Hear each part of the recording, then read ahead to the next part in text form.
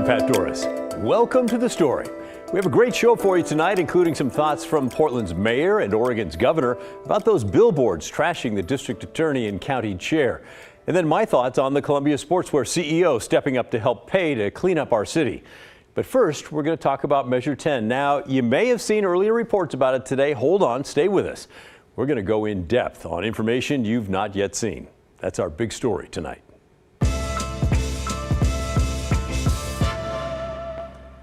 Measure 110 is the law passed by Oregonians to decriminalize user amounts of drugs.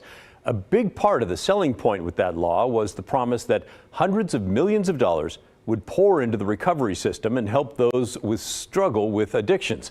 Well, now Oregon's Secretary of State's auditors are out with their second report on how all that's going. Here's the cover of the report, which kind of sums it up, basically saying, yeah, it shows progress, but yeah, there's still big risks that the whole thing could get messed up. And before we get too deep into this, let's set the guardrails. The audit did not look at whether decriminalizing drugs is a good thing or not, and they did not look at how well the groups getting the money performed.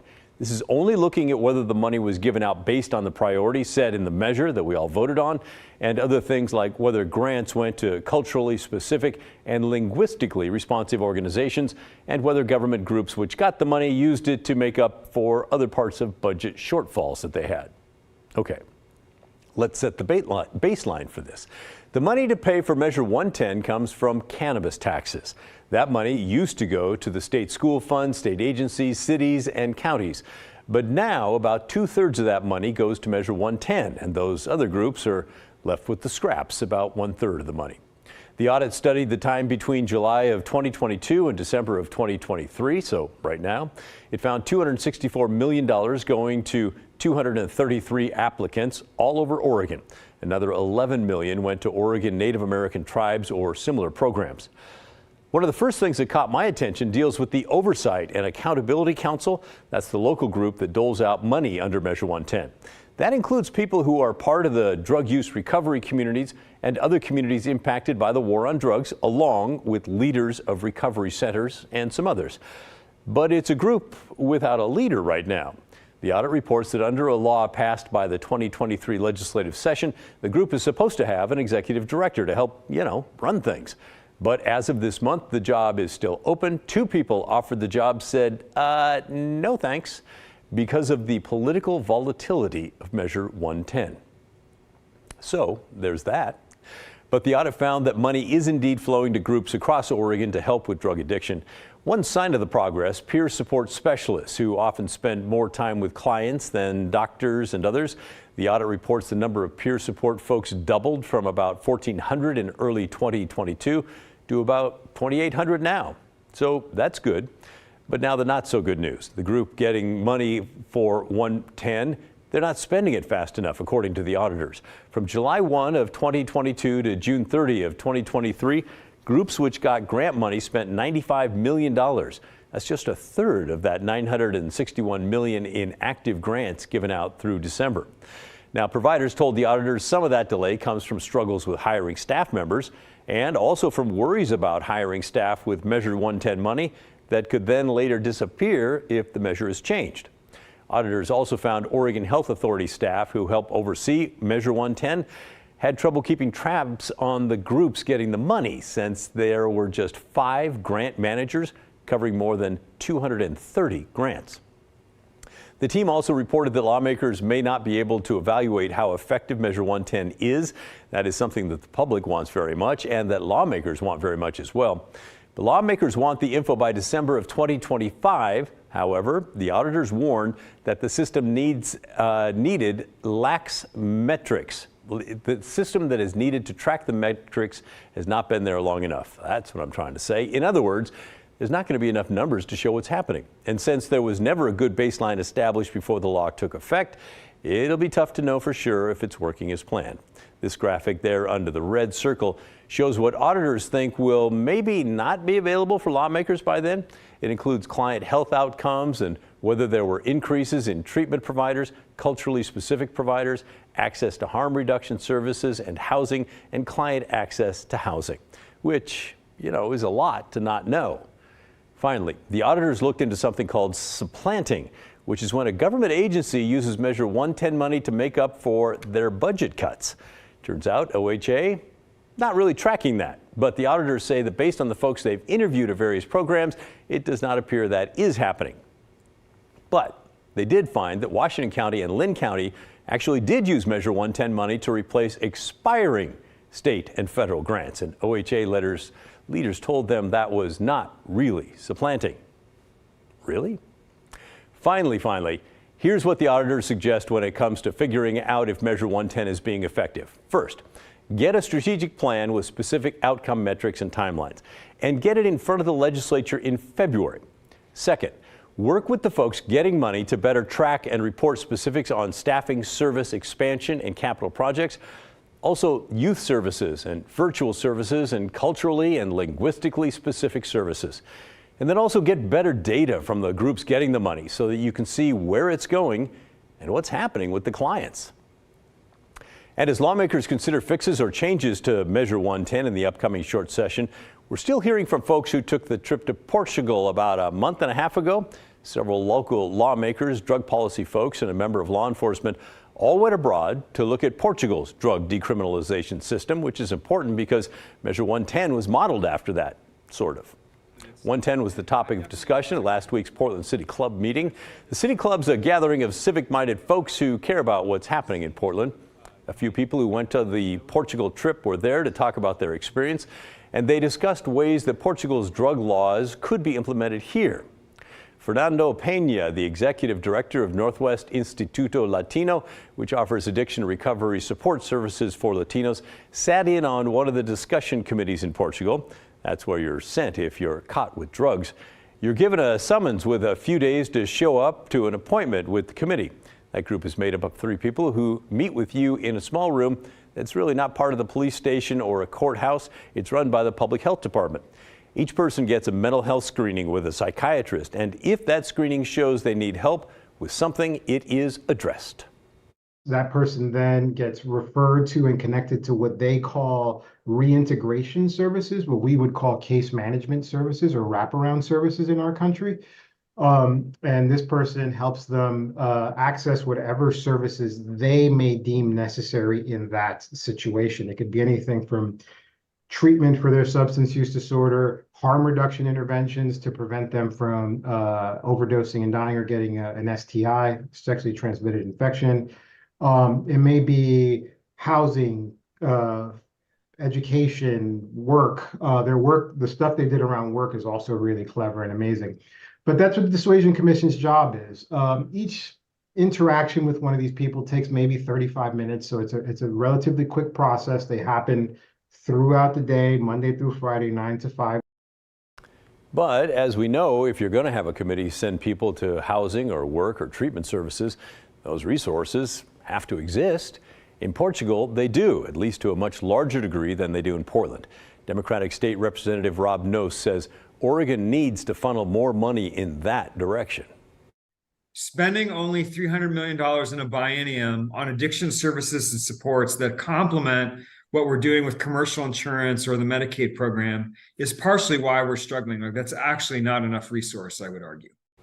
We would love to hear your thoughts about Measure 110. If you have something to say about the financial audit or some of these Portugal takeaways, let us know. Would you send them our way?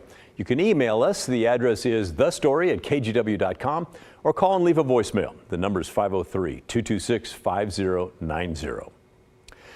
Now to our homeless crisis. Today, Multnomah County leaders released a report that shows how many homeless folks died in 2022. The number for this year are not finalized yet, but last year, more than 300 people died on our streets. And experts say it's likely really much more than that. Here's Blair Best. There's one thing most homeless people in Portland have in common, and it's hard for people like Dom to admit. We don't want to see this happen to each other. She's talking about watching friends die from a life on the streets. Jen, Ray, and then Maddie. Because when you're living it and you're actually like seeing it, it feels like a lot. It's a bitter reality for them and a call to action for local leadership.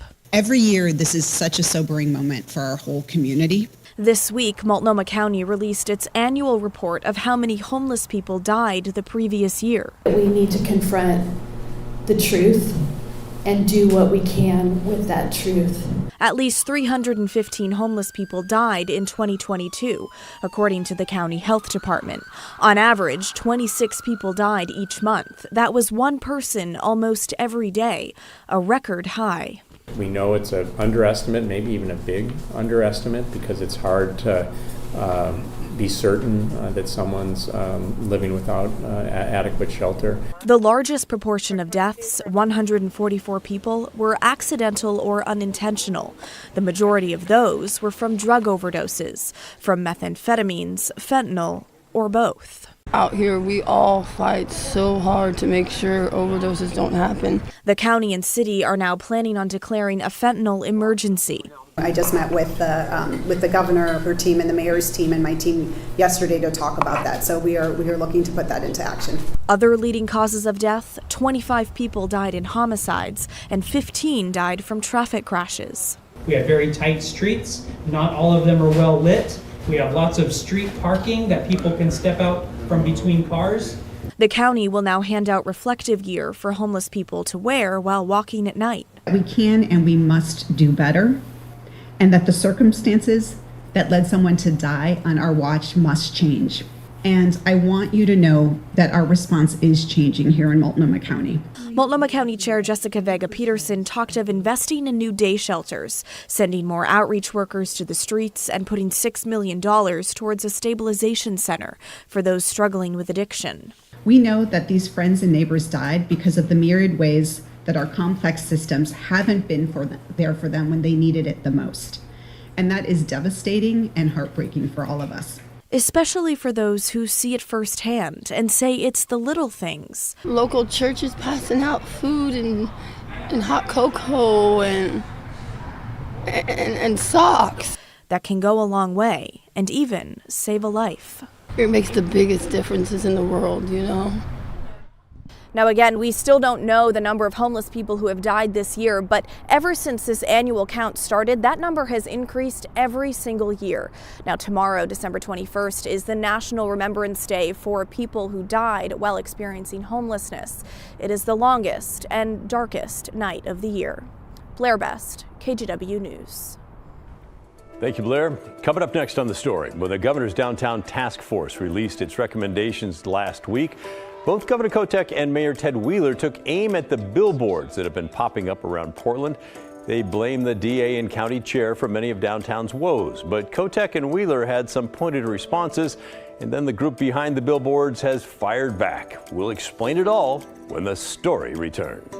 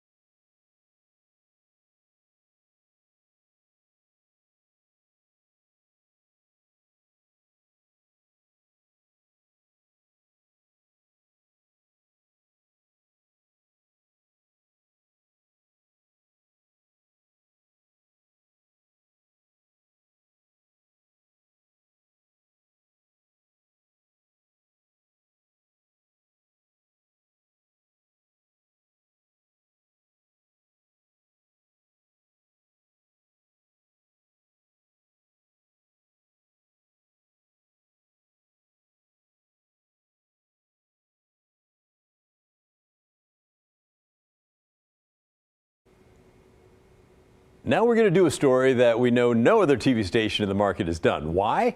Well, because we're unique and we like to dive into issues that we know that many of you care about because we care about them too. And this goes back to early last week when Governor Kotek's Downtown Task Force released its recommendations to revitalize downtown. We're not going to go through all those again. You can find that story on the KGW YouTube channel, but they focused on drugs, treatment, the homeless, police, trash, taxes, kind of covered the gamut there. But remember, those recommendations are just that, recommendations. Nothing is set in stone, so to speak, and many require action from government on the local level as well as the state legislature. Many of the presentations last Monday at the Oregon Business Plan Leadership Summit centered around Portland's reputation recently. If we're trying to market our city, if we're trying to lead the comeback, if we're trying to create a narrative that is positive, that turns the tide on the reputational damage this city has suffered over the last several years, then why on earth would anybody in this room fund a program that puts building-sized billboards throughout our downtown that says homelessness, increased crime, drugs are a scourge in our city? Nothing tells me we've lost more than when a group of out-of-town convention advocates stands in front of one of those billboards and takes a selfie. How is that helpful? It's not. So let's take our dollars and let's invest in positive messaging, or at least, can we please invest in accurate messaging? Obviously, the mayor referring to these billboards from the group People for Portland. They take aim at Multnomah County District Attorney Mike Schmidt and County Chair Jessica Vega-Peterson, laying the blame on those elected leaders for many of Portland's problems. After the mayor's shout out of sorts during the business summit, the People for Portland group sent its supporters an email about the billboards saying, well, they must be working. Wheeler actually blamed a billboard for causing Portland's problems, not failed leadership, politicians, or policies. A billboard. Takes a pretty desperate politician to blame a billboard for the reality that exists around it. Now, to be fair, the mayor did not necessarily blame the billboard for causing the problems, but certainly made the point that they're not helping. Following the business summit, Governor Kotek doubled down. We need to be doing what Travel Portland is planning to do, which is to try to repair the reputation of Portland, because we want people to visit, right? That's going to take everyone. The one piece that was very, at my closing remarks this morning, people have to do something. And I'm going to be asking them, what are you doing? Are you supporting that coffee shop in your building who's going to go out of business because your people aren't there? Are you volunteering? Are your folks going to go out and pick up trash? Are you talking to your national networks who are saying, I wonder when our next convention should be, and saying, you should come to Portland because Portland is changing and Portland is the place you want to be. It's more soft than those really hard things. It's everybody saying and being positive about where Portland is. And I'll be very frank, people should stop paying for billboards that trash our city and actually talk about how the city is coming around. Including Tim Boyle. Well, I think Tim Boyle is going to spend his money differently. So. All right, don't you just love politics?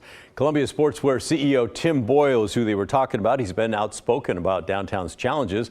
And as it turns out, he is spending some of his money in a different way. Not on billboards, but on graffiti and trash cleanup. Coming up after the break, we'll explain how Boyle tried to do this in the past and why ODOT gave most of his money back. This time, though, it's a different story. Plus, I'll share my opinion on this war of words and spending habits when the story returns.